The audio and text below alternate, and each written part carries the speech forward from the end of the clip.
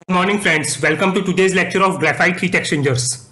Friends, आज के इस लेक्चर में बेसिकली मैं आपको ये बताऊंगा कि ग्रेफाइट हीट एक्सचेंजर्स क्या होते हैं, इनको बेसिकली कहाँ पे यूज किया जाता है, इनके क्या क्या एडवांटेजेस होते हैं और कौन कौन से वेरियस टाइप्स होते हैं। So friends, before starting today's lecture, अगर आपको मेरे लेक्चर्स अच्छे लगते हैं तो मेरे चैनल को सब्सक्राइब कीजिए और जितना ज़्यादा पॉसिबल है उतना ज़्यादा वीडियोस को लाइक कीजिए और अपने फ्रेंड्स से शेयर कीजिए। फ्रेंड्स, मेरा जो लेक्चर है उसके पीडीएफ का लिंक मैं अपने डिस्क्रिप्शन बॉक्स में डाल दूंगा। सो जिसको भी वो डाउनलोड करना है वहां पे जाके इजिली डाउनलोड कर सकता है। तो फ्रेंड्स, हम बात करते हैं कि आखिर हम ग्रेफाइट के एक्सचेंजर्स यूज क्यों करते हैं। सो फ्रेंड्स, इसका जो पहला रीजन है वो ये है, ग्रेफाइट के जो हीट एक्सचेंजर्स होते हैं they are well suited and cost effective for highly corrosive process used in industries such as chemicals, metallurgy and pharmaceuticals.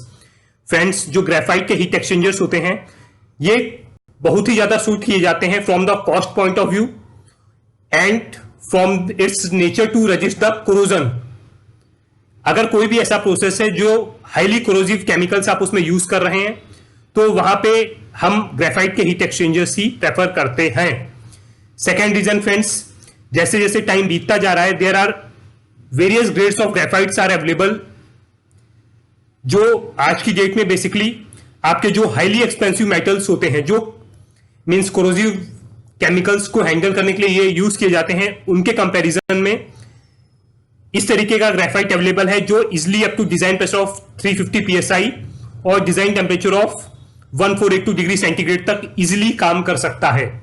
So friends, याद रखिएगा, अगर आपको कोरोसिव केमिकल्स के अगेंस्ट में कहीं पे काम करना है तो हाईली एक्सपेंसिव मेटल्स के अगेंस्ट में ग्रेफाइट के हीट एक्सचेंजर्स आपके काफी ज्यादा इफेक्टिव सॉल्यूशन हैं। So friends, this is one of the most important reason कि हम ग्रेफाइट का यूज करते हैं केमिकल इंडस्ट्री में। फ्रेंड्स, हम बात करते हैं basically various type of graphite heat exchangers. तो फ्रेंड्स, बेसिकली इसको तीन तरीके से क्लासिफाई किया जाता है। पहला होता है आपका cylindrical block type heat exchanger, second one rectangular oblique cubic block type heat exchanger and the third one is shell and tube type heat exchanger. Friends, इन सारे हीट एक्सचेंजर्स के बारे में वन बाय वन करके मैं आगे की स्लाइड्स में काफी ज्यादा डिटेल वे में आपको समझाने जा रहा हूं। फ्रेंड्स, सबसे पहले हम स्टार्ट करते हैं सिलिंड्रिकल ब्लॉक हीट एक्सचेंजर्स से। सो फ्रेंड, अगर आप सिलिंड्रिकल ब्लॉक हीट एक्सचेंजर्स को देखेंगे तो बेसिकली इसमें इस तरीके के अंदर ग्रेफाइट के ब्लॉक्स प्रेजेंट होते हैं। Friends, the cylindrical block heat exchanger is based on round graphite blocks which may reach diameters up to 1400 mm, जैसा कि मैंने आपको यहाँ पे दिखाया। It has passway drillings for the product and the service medium। इसमें passway drillings रहती हैं, एक तरफ से आपका प्रोडक्ट मीडियम फ्लो करता है और दूसरी तरफ से आपका सर्विस मीडियम फ्लो करता है। जो साइज होती है ये ड्रिलिंग्स की, मीन्स जो इसमें ये होल्स आप देख रहे हैं, इनका साइज जो होता है ये बेसिकली वेरी करता है with the properties of media, कि इसमें कौन सा मीडिया आप हैंडल कर रहे हैं फ्रॉम 10 mm टू 24 mm तक। An optimized drilling is needed to achieve best results for each process. किसी पर्टिकुलर प्रोसेस के हिसाब से बेस्ट रिजल्ट्स पाने के लिए एक ऑप्टिमम ड्रिलिंग की जरूरत हमें पड़ती है। जो इंडिविजुअल ब्लॉक्स हैं they are sealed with PTFE gaskets. इनको पीटीएफई गैस्केट्स की हेल्प से एक दूसरे के साथ में सीलिंग किया जाता है and the whole package is fastened by springs. और ये जो होल पैकेज है इसको बेसिकली स्प्रिंग्स की हेल्प से पूरे के पूरे आपका जो इसकी असेंबली होती है उसके अंदर बंद किया जाता है। Both sides of the heat exchangers में भी कोरोजन रेजिस्टेंट, जो दोनों साइड्स होते हैं हीट एक्सचेंजर की वो कोरोजन रेजिस्टेंस होनी चाहिए by different shell materials like stainless steel, rubber linings and other materials. इसका जो कॉम्पैक्ट डिजाइन होता है फ्रेंड्स, उसकी वजह से ये काफी लो स्पेस लेता है and modular construction allows easy maintenance and cleaning. और इसका जो मॉड्यूलर कंस्ट्रक्शन रहता है उसकी वजह से इसकी क्लीनिंग और मेंटेनेंस काफी ज्यादा इजी पड़ता है। सो फ्रेंड्स, अब बेसिकली हम बात करते हैं कि एडवांटेजेस क्या होते हैं आपके सिलिंड्रिकल ब्लॉक हीट एक्सचेंजर्स के। सो फ्रेंड्स, इसका पहला एडवांटेज होता है rapid replacement of damage blocks due to compact modular design. Second is high thermal efficiency होती है, flexible in design and compact. इसका मेंटेनेंस काफी इजी रहता है, cleaning and block replacement are very simple. Oblique simple dismantling. Corrosive media can be used in both service and the process sites. The capacity can be increased by adding block elements. Friends, ये देखिए इसमें इस तरीके से जैसे कि मैंने आपको बताया था इसके अंदर वो ब्लॉक्स प्रेजेंट रहते हैं और उसके होल्स के हिसाब से इस तरीके से एक तरफ से आपका प्रोसेस आएगा और एक तरफ से आपकी यूटिलिटी आएगी। और ये देखिए इन स्प्रिंग्स की हेल्प से वो सारे ब्लॉक्स को कॉम्पैक्ट करके एक दूसरे के साथ में टाइट करके बैठाया जाता है। सो फ्रेंड्स, ये बेसिकली एडवांटेजेस थे आपके cylindrical block type heat exchangers के। फ्रेंड्स, अब हम बात करते हैं rectangular oblique cubic block heat exchangers की।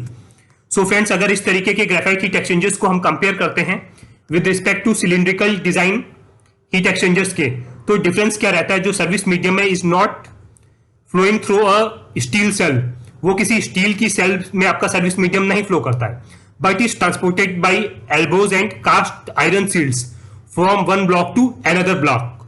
इसमें फ्रेंड्स जो आपका मटेरियल है वो एक ब्लॉक से दूसरे ब्लॉक में, ये देखिए जैसे इस डायग्राम को आप देखिए, ये एक ब्लॉक से दूसरे ब्लॉक में आपका आयरन की सील्ड से और आपके एल्बोज के थ्रू मटेरियल आपका फ्लो करता है।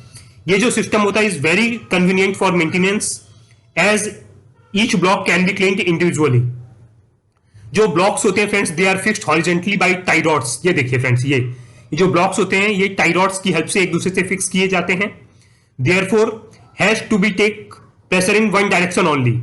पीटीएफई गैस्केट्स इसमें यूज की जाती हैं for sealing point of view.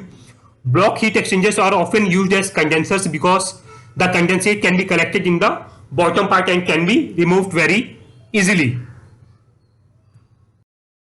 So friends, अब हम एडवांटेजेस की बात करते हैं आपका ग्रेफाइट ब्लॉक हीट एक्सचेंजर्स की। तो फ्रेंड्स, इसका पहला एडवांटेज ये रहता है नो गैस्केट और cemented parts between flow channels के बीच में, ना तो गैस्केट्स होती है ना तो कोई सीमेंटेड पार्ट्स रहते हैं। Second one is it is resistant to thermal shock, thermal shock से ये काफी ज्यादा रेजिस्टेंट होता है। Third one is its cleaning is very easy, short channels, simple dismantling and assembly. So friends, ये बेसिकली एडवांटेजेस होते हैं आपके ग्रेफाइट ब्लॉक हीट एक्सचेंजर्स के। फ्रेंड्स, हम बात करते हैं shell and tube type graphite heat exchangers की। सो फ्रेंड्स, इसके केस में सेल एंड ट्यूब और tubular heat exchangers are made up of graphite tubes which are connected to graphite tube sheets. One side of on the side of the shell baffles are present, जिसकी वजह से आपका proper turbulent create होता है। The heat exchanger offers a low pressure drop, इसके case में आपको काफी कम प्रेशर ड्रॉप मिलता है। And are ideal for applications where large mass flows require heat transfer areas of up to 1 meter square per unit. The fourth one is the diameter of the tube is selected according to the media. In order to achieve higher mechanical strength, the tubes can be supported by carbon fibers. ये जो units होती हैं they are successfully used as coolers and even as condensers. Now friends, अगर हम बात करते हैं आपका cell and tube heat exchangers का, तो इसमें आप देखेंगे it has low pressure drops. इसके केस में pressure drop मेरे को काफी कम मिलता है and has higher efficiency. Second one, larger heat exchange area, इसके केस में heat exchange area मेरे को काफी अच्छा मिलता है। Third one is excellent resistance to stress and pressure surges. Stress और pressure surges के केस में इसका resistance काफी अच्छा रहता है। Special grades of tubes with higher strength and better corrosion resistance are available. Tubes available हैं जिनका strength और corrosion resistance काफी अच्छा रहता है। These units are easily to repair and bundles can be replaced easily. So friends, ये basically advantages होते हैं shell and tube type heat exchangers के। नाउ फ्रेंड्स, हम बात करते हैं applications of graphite heat exchangers की। सो फ्रेंड्स, अगर आप एप्लीकेशंस की बात करें तो बेसिकली ग्रेफाइट हीट एक्सचेंजर्स का एप्लीकेशन किया जाता है photovoltaic cells, fine chemicals and pharmaceuticals, organic chemicals, inorganic chemicals में, polysilicon, metallurgy, mining, oil and gas and waste and water treatment में भी इनका यूज किया जाता है। फ्रेंड्स, हम बात करते हैं बेसिकली लिमिटेशंस क्या होते हैं ग्रेफाइट हीट एक्सचेंजर्स का। सो फ्रेंड्स, इसका पहला लिमिटेशन ये रहता है graphite itself is a porous material, particularly when being used in the construction of heat exchangers and bursting disc needs to be impregnated with the resin. So friends, ये जो material होता है ये काफी पोरस रहता है, कई बार केमिकल्स इसके अंदर एनग्रेस करके इसको खराब कर सकते हैं। सो अगर मेरे को वैसे किसी भी एटमॉस्फेयर में इसे यूज करना है तो इसके ऊपर इम्प्रेग्नेशन मेरे को किसी रेजिन के साथ में इसे इम्प्रेग्नेटेड करवाना पड़ता है। सेकेंड वन, जो दो बेसिक रेजिन्स हेल्प यूज किए जाते हैं वो होते हैं मेरे फ्यूरेनिक एंड फेनोलिक बेस्ड। ये जो रेजिन्स होते हैं ये रेजिन्स फ्रेंड्स हेल्प करते हैं, ये फॉर्म करते हैं कि ये एक impermeable barrier between the process and the service sides. Sometimes they are not compatible with chemicals, particularly highly oxidising agents, caustic above 15% and wet halogen gases. It is advisable to contact the manufacturer on compatibility issues. Friends, अगर कहीं पे कोई ऐसा atmosphere है जहां पे आपका caustic का कॉन्सेंट्रेशन 15% से ऊपर है या फिर वेट हैलोजन गैसेस प्रेजेंट है, तो उसके केस में नॉर्मली हम ग्रेफाइट को रिकमेंड नहीं करते हैं। सो फ्रेंड्स, इसके दो बेसिक डिसएडवांटेज है। पहला, इसका पोरस नेचर, जिसकी वजह से कई बार ये डैमेज होने के चांसेस रहते हैं, जिससे बचने के लिए इसमें बेसिकली आपका दो रेजेंस मिक्स किए जाते हैं, फ्यूरेनिक एंड फिनोलिक। और दूसरा कि इसको हाईली कॉस्टिक जहां परसेंट प्रेजेंट होता है वहां पे यूज नहीं किया जाता है। सो फ्रेंड्स, होप आपको ग्रेफाइट हीट एक्सचेंजर से रिलेटेड सारे कॉन्सेप्ट बिल्कुल क्लियर हो गए होंगे। So friends, graphite heat exchangers के केस में बस इतना ही। कल मैं बेसिकली आपको ये बताऊंगा कि राइजिंग फिल्म इवेपोरेटर्स क्या होते हैं, वो किस तरीके से काम करते हैं और उसका वर्किंग प्रिंसिपल क्या होता है। Till then, goodbye, have a nice day.